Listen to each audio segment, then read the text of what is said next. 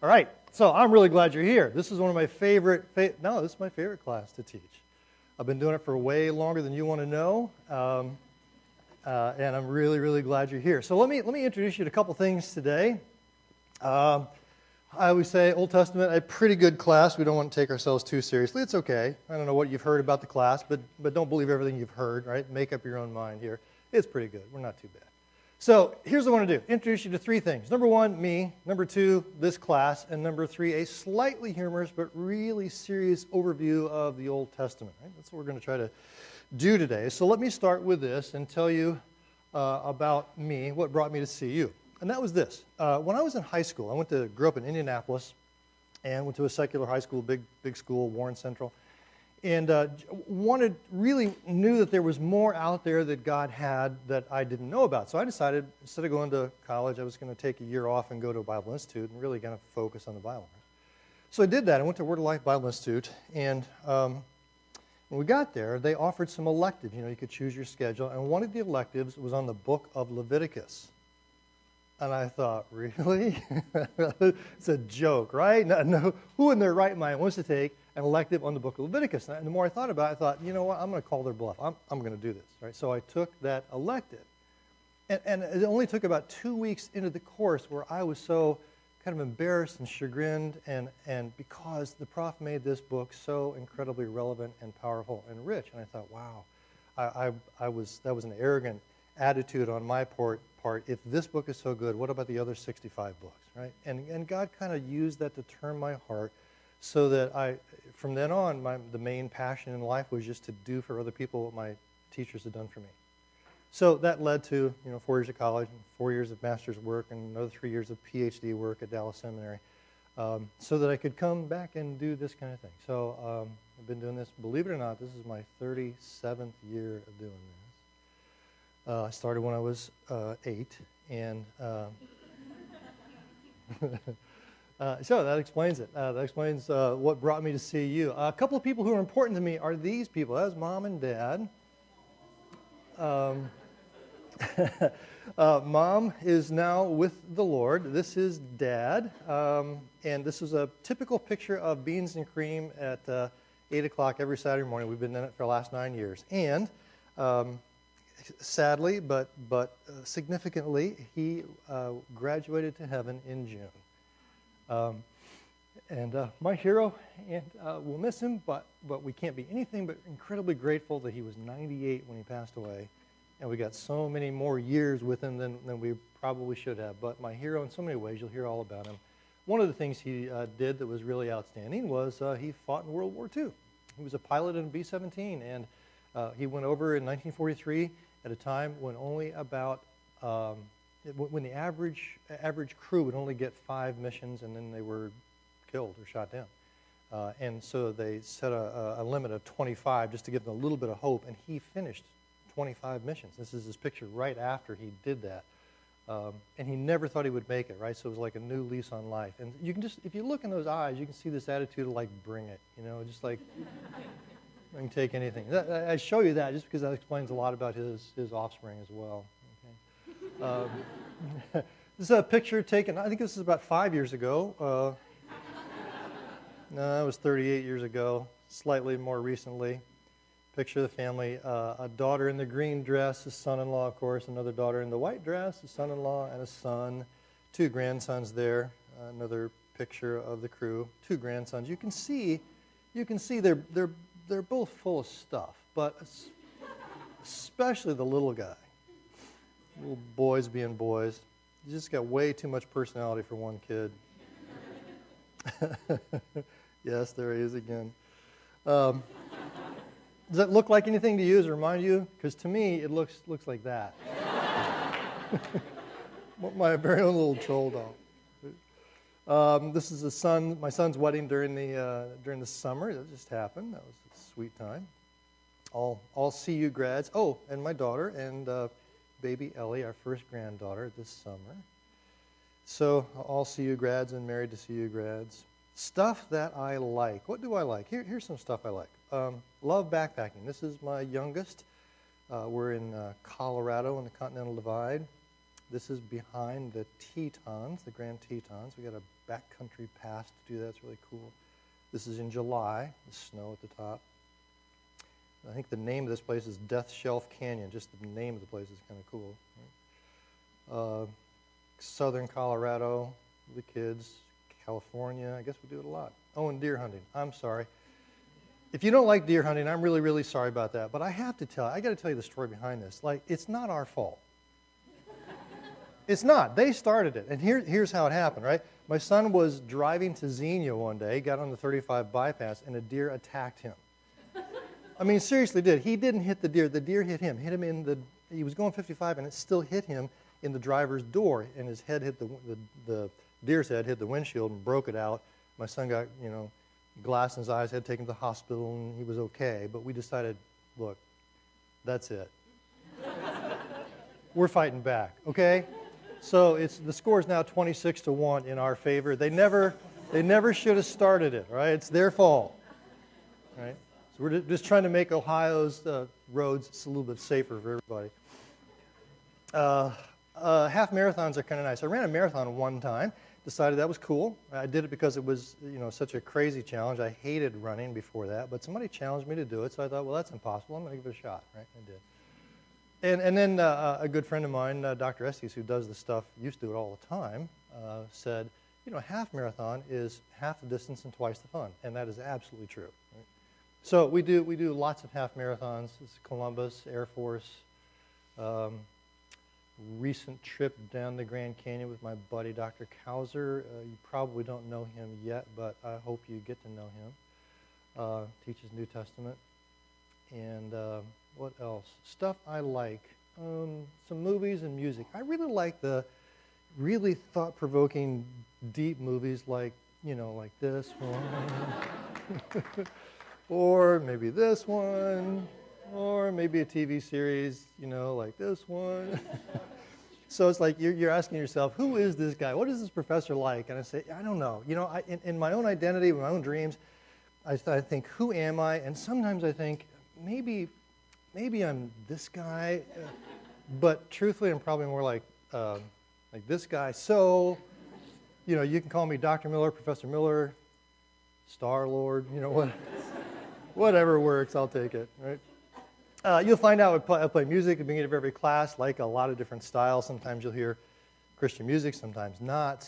Sometimes there is a really important message in the words that I'm trying to kind of get you prepped for, subtly. Other times it is like the beat and, it gets you, wakes you up a little bit. So we'll certainly see a lot of that.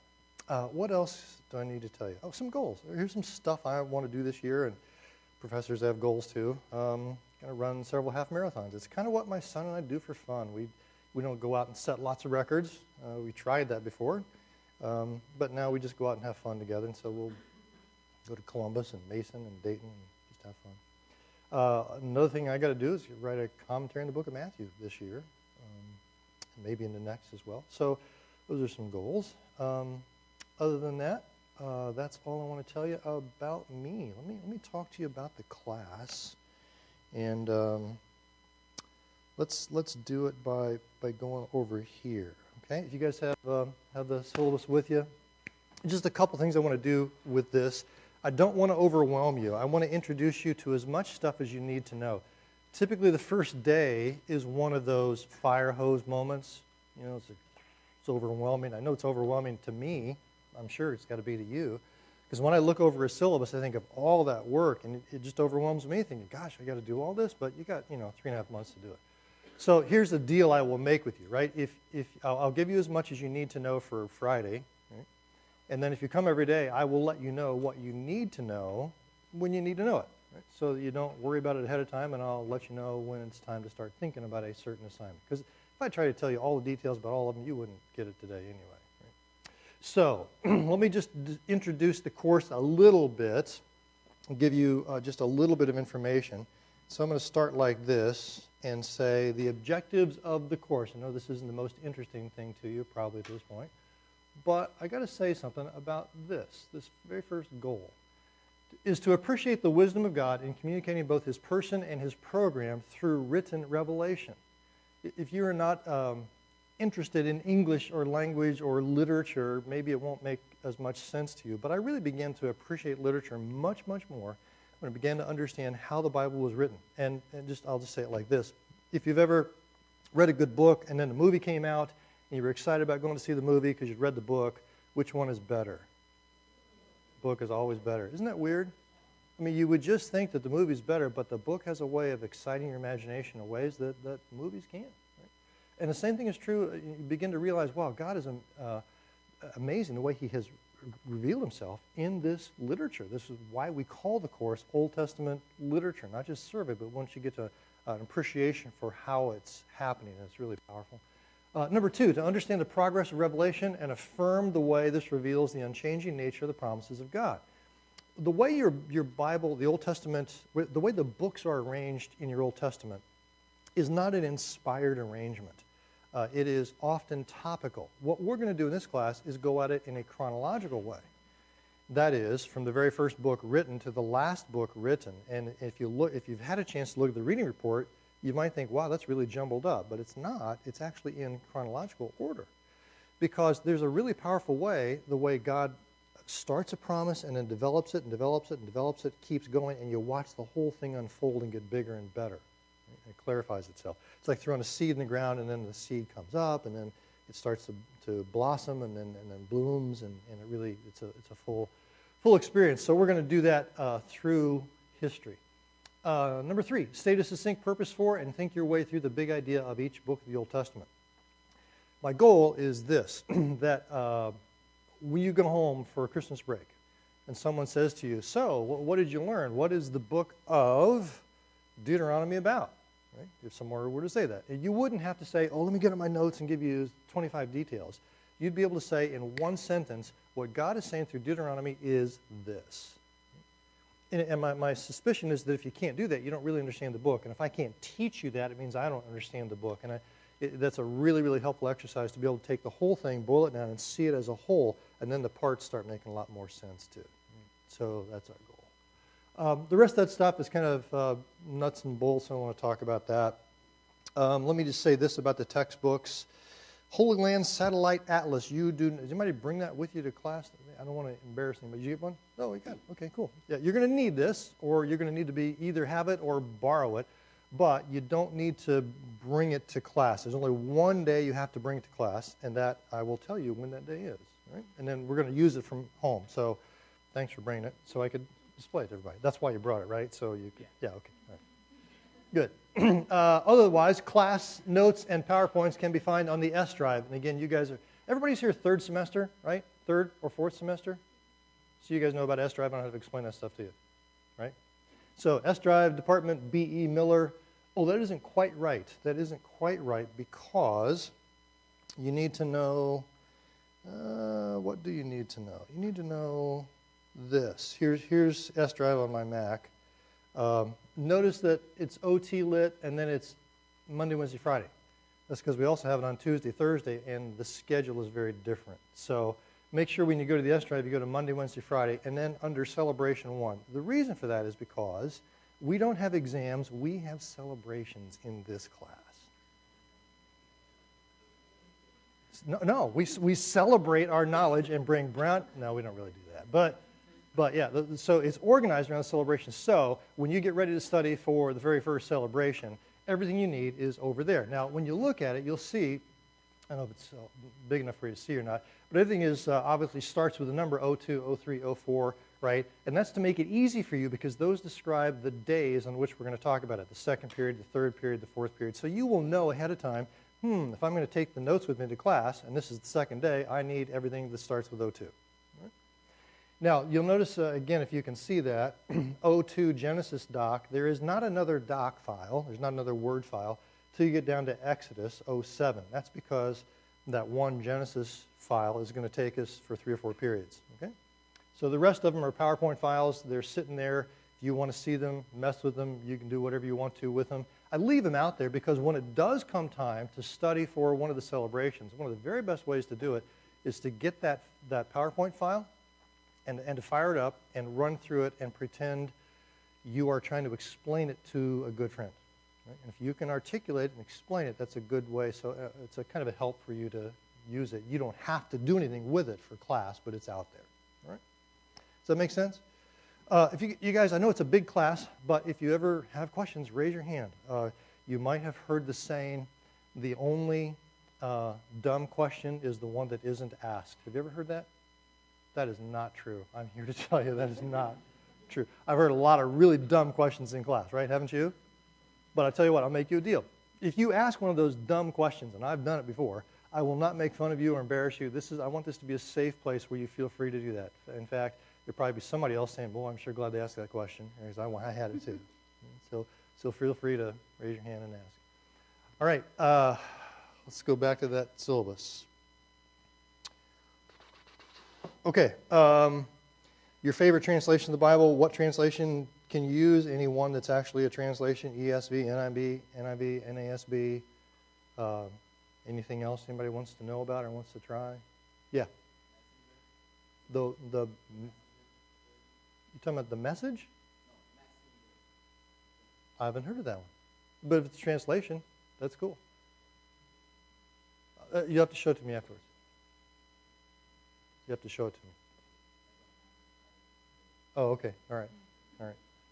Okay. Then, let's talk about reading here, okay? Now, reading is a little bit of a kind of a thorny thing, but here's the good news. You noticed that you didn't have to spend money on textbooks in this class. Amen? All right? And there is no outside reading in an outside textbook. Amen? But there is a lot of reading. And the reason for that is because I figured if you're going to spend your time reading, what I want you reading is the text itself. Right? So there is an actual a lot of reading, and it can become overwhelming. If you take a look at the schedule, you will see wherever the schedule is.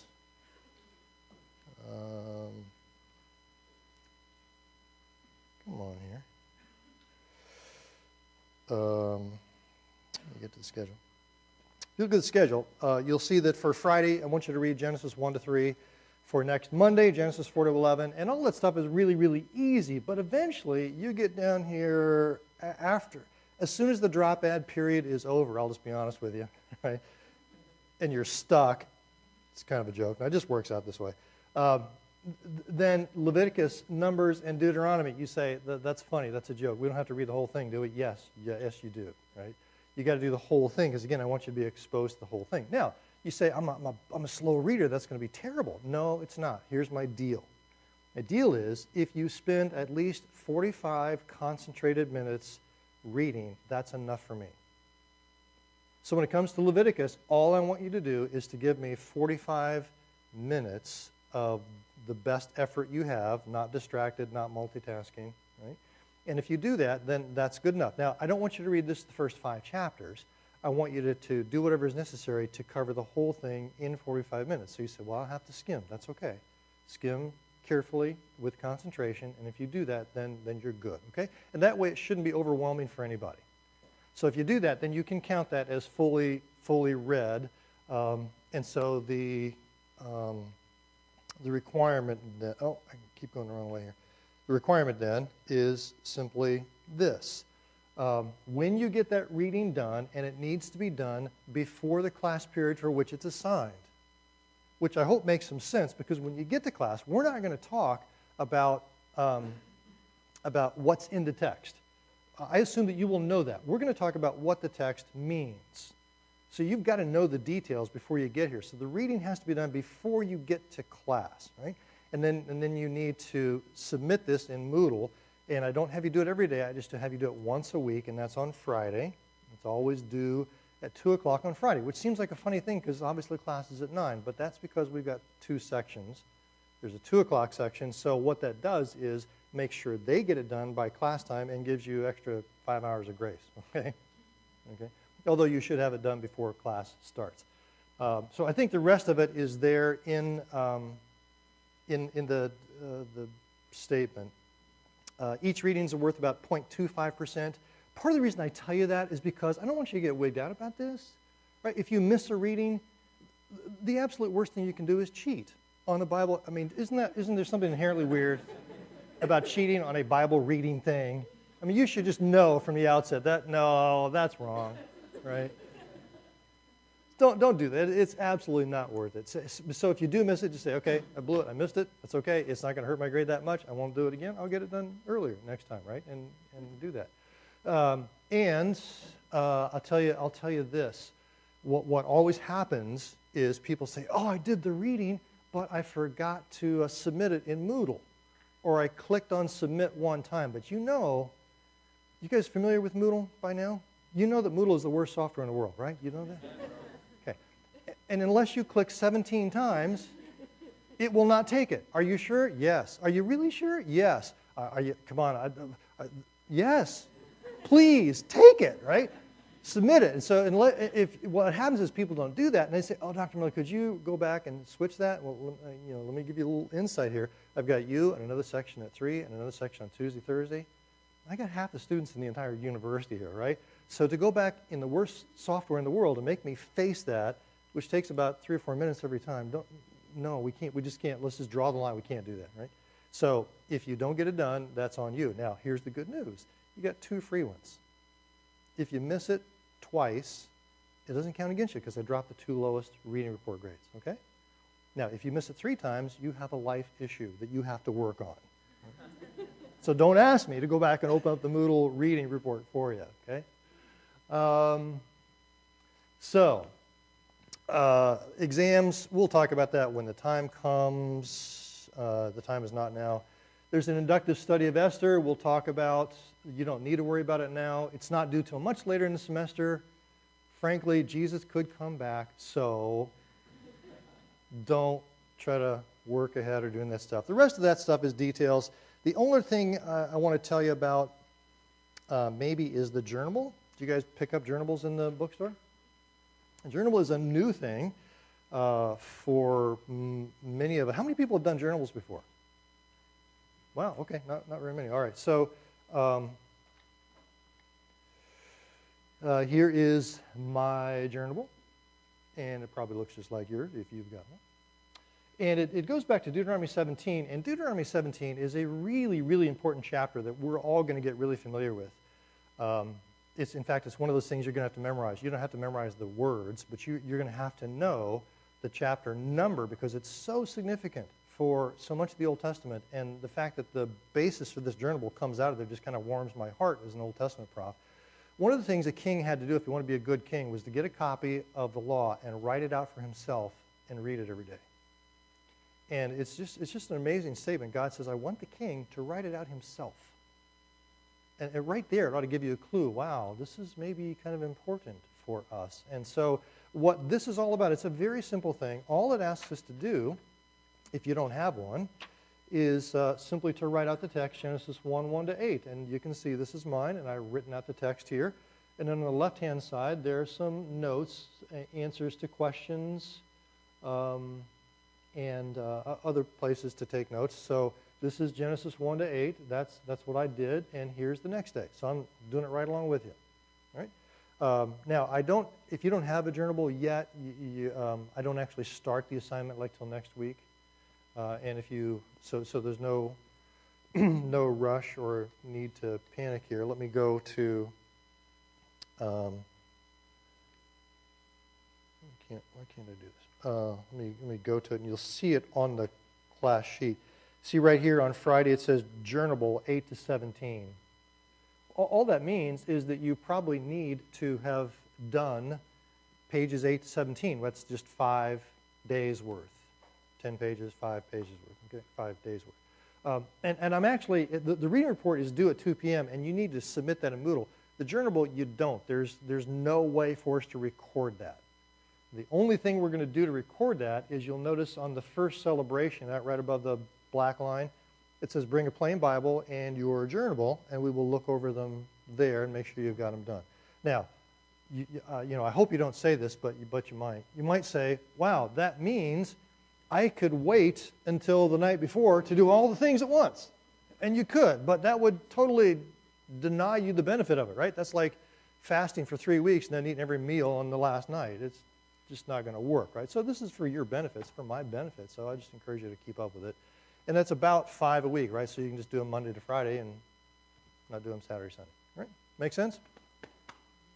All right. Okay. Then I think just one other thing. And that is this, attendance policy. I don't know if you guys have heard about this or not, but let me just give you not just the words, but my sense of it, okay? Basically, there is no attendance policy in this class. Amen? It's kind of a warm amen. But it's funny, a lot of people say, I wish there was an attendance policy. I wish you'd make me come. But I don't, and here's why. Studies have shown that most students learn more when they're in class than when they're not. That's true. But I always want to treat you as adults to take ownership for their own education. And this is a deep philosophy of mine. Our chancellor, Dr. Dixon, used to say this. He'd say, look, this is our last chance to treat you like kids, or our first chance to treat you like adults. And we choose the latter. And I absolutely, totally subscribe to that. I'm going to treat you exactly like adults. And so I really, really, really, really want you to be here. I really, really, really think you're getting a whole lot more out of it if you're here and when you're here. But I want you to come because you want to be here, not because you're forced to. So I'm going to leave it up to you. I mean, you can throw away the tuition dollars if you want to. You can throw away the opportunity to study the Old Testament if you want to. But I'm hoping that inside you're going to say, no, that's what I want, and I'm going to go. Right? So I'm going to treat you like adults in every way. I'm going to trust you to fill out the reading reports. When it comes time for the exam, I am not going to hover over you and see if you're cheating. I'm going to sit up here, and if you don't know anybody, you might think, well, gee, he just doesn't care. No, I totally care, but I trust you. So with that in mind, I just want you to know we're going to take attendance every day just so we can, I like to see the correlation between attendance and grades. Right? But I'm not going to count anything against you if you're not here. And if you're not here, you don't have to tell me why. So I know a lot of you feel nervous about that and you want to send me an email and let me know every time, and it's okay. And I still get people halfway through the semester or almost the end of the semester, would you excuse this absence? And rather than saying it's not required anyway, I just say, yeah, it's excused. Right. It's fine. It's good. You're good to go. So now here's the other thing. I try to record each day's lecture for those who have missed and provide PowerPoints, but technical glitches happen. And here's what I'm talking about. When you go to Moodle, in fact, I've left this one up here, so you can see that says O2 Genesis 1 to 3, so you should be able to figure out that's what's going to happen on Friday. Now, I don't put it there because I want you to do it. I just put it there as an example to show you what goes on. And what goes on in Moodle is this. Before we actually look at the text, and when I look, 1406, yeah, right. So that's, I hate to listen to my own voice, but that's a recording of class, not a video of me, but a video of the screen, everything that happens on the screen, so you can always get to it afterwards. Now, some of you are looking at this and thinking, hey, I wouldn't have to go. I could just do that. Yeah, you could. It wouldn't be the same, but you could. So you say, wait a minute, if you're giving us the chance, why do you make it easy not to come? Because I'm treating you like adults. And sometimes you have to miss. Right? Sometimes you get sick, you can't be here. Sometimes you're on soccer team or cross-country team or debate team, and you can't be here. And so it's a way to help you out. I'm not trying to encourage you not to come, but I'm trying to do everything I can to help you out. All right? So that's why you see it there. Don't begin to think that I don't care if you come, because I do. And even today, I will put today's recorded lecture out there so people who didn't miss it can go take a look at it and see what's going on. Otherwise, I think that's all I have to tell you about the class. Test me out and see if I'm a nice guy, see if I will make fun of you by asking a dumb question, if you'd like. Right? Or not a dumb question, smart question. Yes?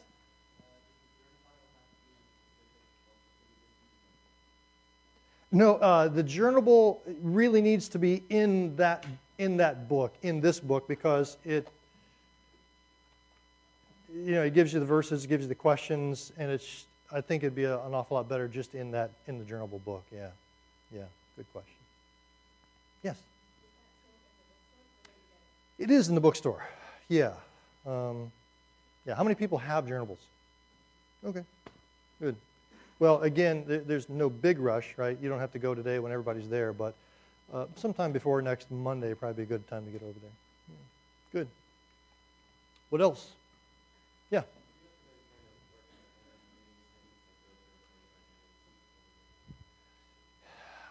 I think I caught all that. Would I recommend working ahead in the readings if you take over 45 minutes? Well, so I'm just saying, if you, like, right now we're assigned Genesis 1 through 3. Yeah. Should we just, I don't think it's going to take 45 minutes, but should we just keep going? Oh, yeah, you certainly could. He's saying, can you just go ahead can you get ahead in the reading? Yes, you certainly can. And theoretically, you could read all the way through. But the downside of that is you don't want it to be so far that it's not fresh when we come to class. So there's kind of a balance there. Yeah. It's always smart to read ahead a little bit just in case life happens, because life happens. Right? Yeah. There's another hand over here. Yes? I saw for the celebrations that we need to have a blank Bible. Is that no, like, Yeah, good question. I always say a plain vanilla Bible. Sprinkles are optional. Yeah, no study notes. I don't want this something to be there that's going to give you helps and dates and that sort of stuff. I want you. I feel like life is an open Bible test. You can always open your Bible, right? And so, I'm not going to say ask you for a specific reference. Usually, I will say, what does this verse mean? So you can look it up and know what it means.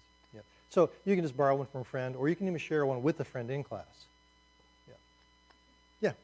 As far as note taking in class, do you want us to use notebook or are we allowed to use a laptop? Oh, yeah, good question. I should have talked about that, and I didn't. As far as note-taking is considered in class, you want us to use a notebook, paper, or electronic? And the answer is, I don't care which one you use. You're certainly welcome to use a laptop and take it electronically, because those notes, that's why I put the notes out there in Word form. So if you want to, you can go there and download it and just take them in your laptop, or you can print them out, either one. But I do highly, highly, highly recommend that you use those notes that are up there. Some people just take it in a blank notebook, and it's not nearly as efficient as if you print and you take notes on that document. And you'll see why when we get into class. Yeah, good questions. Yeah. Going back to the plain Bible thing, is it okay if you have stuff like highlighted or like underlined? Yeah, I mean, if you've got your favorite Bible and you got stuff underlined just for your devotional life, that's fine. We don't want you to underline stuff that's important for class, per se. Yeah. Yeah. Yeah. It's good. You guys are much more talkative than most 9 o'clock classes. That's great. That's great. It's funny, I've looked at the grade, when class comes in after chapel, everybody's awake, and they're laughing and talking and making all sorts of noise. People at 9 o'clock often come in and just, don't bother me, first cup of coffee. But it's interesting that the 9 o'clock classes often have higher test averages than the other ones do. Which kind of tells me you guys are awake and you're thinking and you're listening, you're just not always very verbal at this point. I don't know why. All right. That's good. Then let's do this. Let's go back to one more thing. Click here to join our closed Facebook group. I would really like you to do that because it's closed. Nobody else is going to be in it. It's just us chickens in that Facebook group. And it's a really good place for me to say, oh, I forgot to say this, and I put it out there. Or a place for you guys to say, hey, what about this question or this big issue you didn't talk about? And I like this 1,000 times. No, I don't like it 1,000. I like it 400 times, which is how many people are on the class.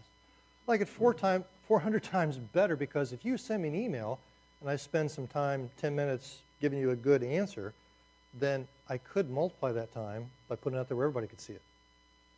So I really like the way Facebook works for our class. So if you would go ahead and join that thing, that'd be wonderful. All right? And I can give you notes and helps and study questions and that stuff too. A couple of people have done it already. Is anybody doing it right now? Because I think if you did, it would show up. I'm not sure. Has anybody asked to join? I mean, right now, did you just do it? Oh, I thought maybe I got the notifications turned off. Okay. All right, cool. It's in the past I had notifications on. You could see everybody's name coming up. Hey, so-and-so asked to be joined. All right, so that's all I want to talk about let's go back to this. What I want to do is give you a little bit of a walk through the Old Testament, which is going to be really, really important.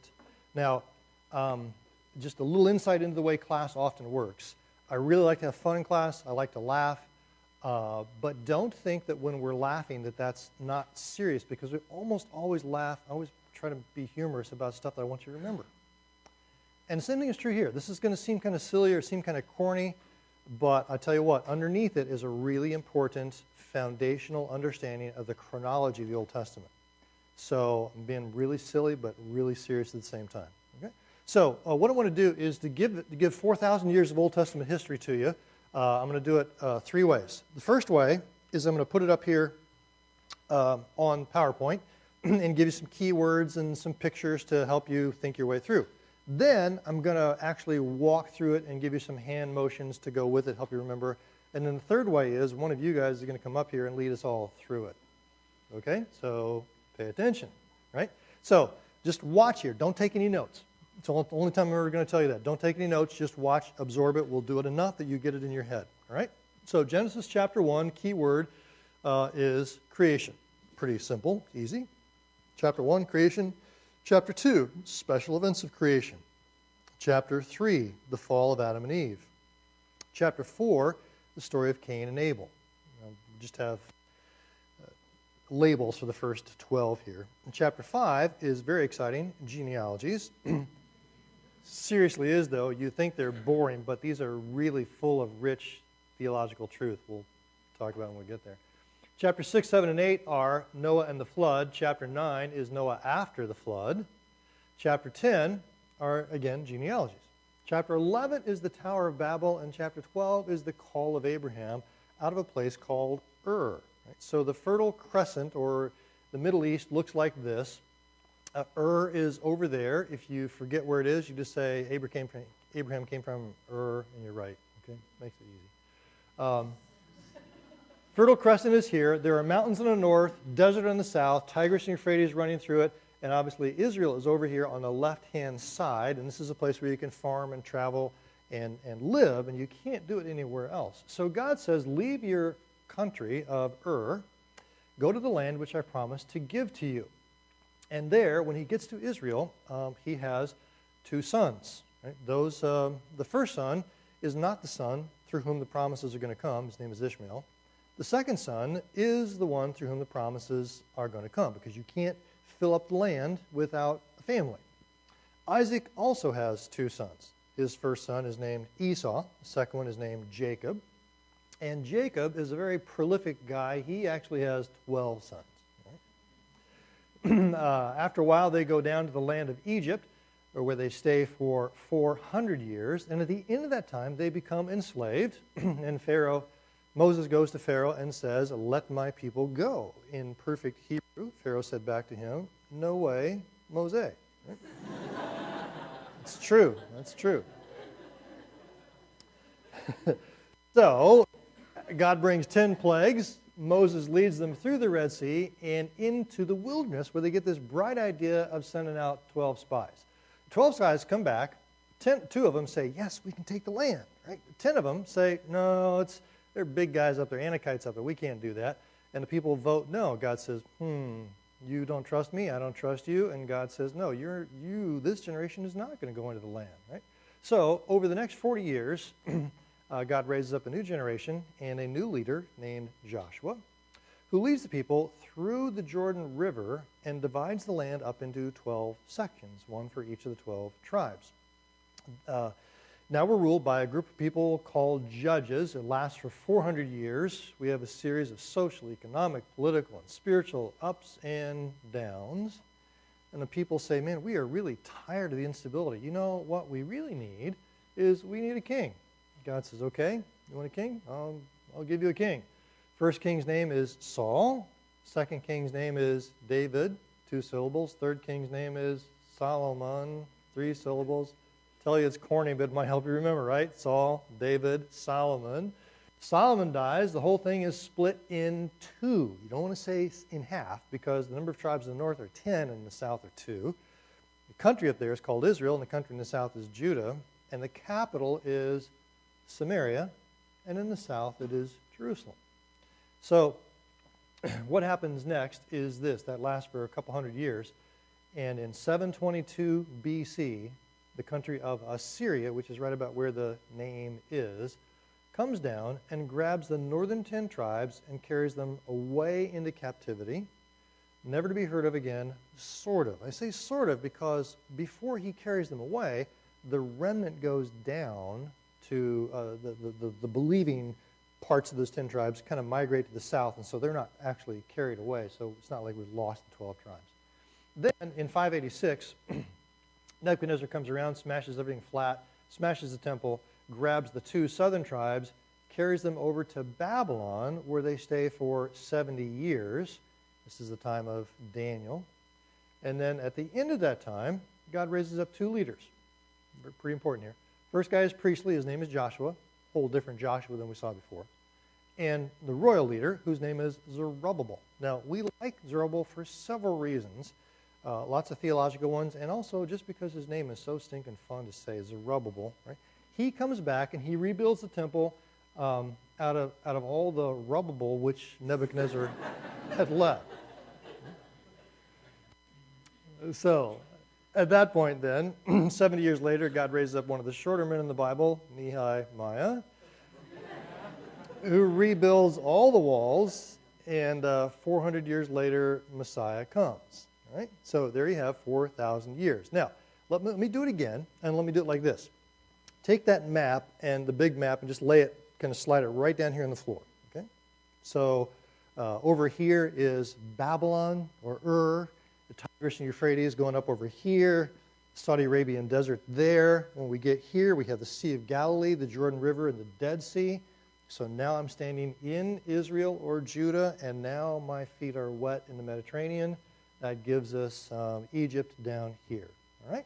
So let me add some hand motions to it, and you can kind of watch this time, but pretty soon you're going to have to get involved and do them. Right? If you don't do the hand motions, it's like saying, ooh, pick me to come lead everybody through this. So I'll give you some hand motions. Do your best to repeat back to me what you just saw up there, okay? So Genesis chapter 1, the key word was creation. Genesis chapter 2, special events of creation. Genesis chapter 3, the fall of Adam and Eve. Very good. Chapter 4, Cain and Abel. Good. Chapter 5, genealogies. 6, 7, and 8, Noah and the... Chapter 9, Noah, the flood. Chapter 10, genealogies. Very good. If I give you a 1 here and a 1 here, it looks like an 11. And chapter 11 is the tower. It looks like a tower too, right? Okay, Tower of Babel. Chapter 12 is the call of Abraham. God calls Abraham out of Ur. That's right. He says, pack your bags and go to the land which I promised to give to you. All right, so he gets over here, and now he can't fill it up or own it or possess it unless he has a family. So God promises to do that through a particular son. So he has 2 sons. The first one is not the son through whom the promises come. His name is Ishmael. Second one is, his name is, very good. Isaac also has 2 sons. First one is not son of promise. His name is, second one is, his name is, Jacob has, oh yeah, I got to add ears in here too, okay? So 10 fingers, 2 ears. He has 12 sons. After 70 years or so, they go down to the land of Egypt, where Moses goes to Pharaoh and says, let my people go. And Pharaoh says back to him, no way, Moses. So, good. It's my heart good to hear you say that. So, God brings 10 plagues down. Moses leads them through the Red Sea and into the wilderness down here, where they get the bright idea of sending out 12 spies. 2 of which come back and say, yes. 10 of which come back and say, no. People say, no. God says, no. Very good. Now, everybody's going to die off after 40 years. God raised up a new generation, a new leader named Joshua, who leads the people through the Jordan River, very good, and divides the land up into 12 sections. Yeah, now we're ruled by people called the judges. It lasts for 400 years. We have a series of ups and downs. That's right, social, economic, political, and spiritual. People say, man, we're tired of the instability. What we really want is it's a little crown you got to put up on your head, okay? We want a king. First king's name is, and then, very good. Solomon dies. The whole thing is cut in 2. Yes, because the number of tribes of the north are 10 and south. 2. Capital up here is Samaria, and down here, the country up here is and oh my goodness, you guys they almost got it already, Peter. This is great. That's good. Good job. Okay, so now I'm all distracted. I don't know what to say. So this lasts for a couple hundred years. It's called the divided monarchy.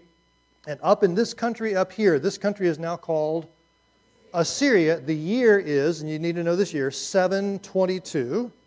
722, the king comes down, grabs the 10 northern tribes, carries them away into captivity, never to be heard of again, sort of. Very good. Okay, the next big date is, well, let's see. The next big date is 586. The country over here is now called Babylon. Nebuchadnezzar comes around the Fertile Crescent, smashes the city and the temple flat, grabs the 2 tribes and the remnant of the 10, carries them back over here where they stay in captivity for 70 years. At the end of that time, God raises up 2 leaders. The first one is priestly. His name is Joshua. The second one is royal. His name is Zerubbabel. Zerubbabel comes back and rebuilds the temple out of all the... Very good. You guys are so quick. Yeah, all the rubble. That's right. And then 70 years later, God raises up Nehemiah, rebuilds all the... 400 years later, Messiah comes. Very, very good. Good job. The attendance sheet made it around, didn't it, Alyssa? You got it? Yeah, okay, cool. So for Friday, what are you going to do? Read Genesis 1 through 3. When you get it done, go in there and fill out the reading report. Click it 17 times. Number 2, print out the notes if you don't have them for O2 Genesis. And come see me again. Thanks.